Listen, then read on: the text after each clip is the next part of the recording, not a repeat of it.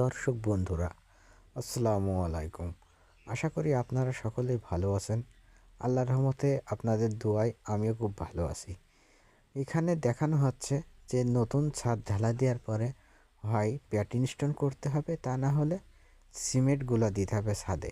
আর এই ছাদের সিমেন্টগুলো দিতে গেলে ছাদের চারিকোল দিয়ে একখান করে ইট গাঁথনি করতে হয়। সেখানে আমরা একখান করে ইট গাঁথনি না করে আমরা রাবিশ এবং বালি আর হালকা করে সিমেন্ট দিয়ে এই ছাদটার চারিকোল বাদ দেব। দেওয়ার পরে আমরা তারপরে সিমেন্টগুলো দেবো।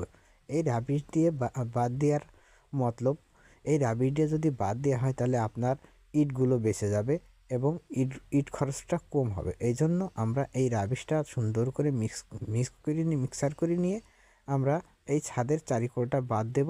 দেওয়ার পরে আমরা ছাদটা সুন্দর করব এবং এই ছাদে সেখানে কিন্তু ডাউন থাকতে পারে, সেই ডাউনের জায়গাটাও আমরা লেভেল করে নেব। এই যে আমরা রাবিশটা মিক্সার করে পানি দিয়ে মাখাইয়ে এই যে আমরা বাদ দিচ্ছি। আপনারা দর্শক আপনারা একটু খেয়াল করে দেখবেন যে এই বাদটা কীভাবে আমরা দিচ্ছি। এইভাবে যদি আপনি আপনার ছাদে বাদটা দেন তাহলে কিন্তু অনেকটাই সুবিধা আছে আপনার। এই ভাবে যদি বাদটা দেন তাহলে আপনার ছাদে পানি বাঁধার জন্য আর অন্য কিছু করা লাগবে না। এতে আপনি পানি পাততে পারবেন এবং বাদ দেওয়ার পরে আমরা কিন্তু সুন্দর করে পরিষ্কার করে নিতে হবে, নাইতে কিন্তু সিমেন্টগুলো দিলে থাকবে না।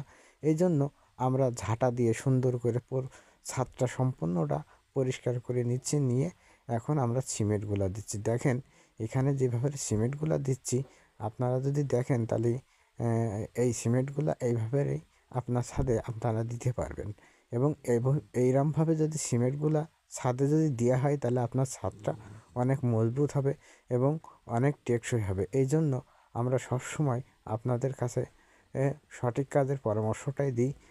ভিডিওটা যদি ভালো লাগে তাহলে অবশ্যই লাইক, কমেন্ট ও শেয়ার করে দেবেন আর অন্যজনকে দেখার সুযোগ করে দেবেন। আর এইভাবে যদি অন্যজনেরা দেখতে পায় তাহলে সঠিক কাজের পরামর্শ পাবে তারা।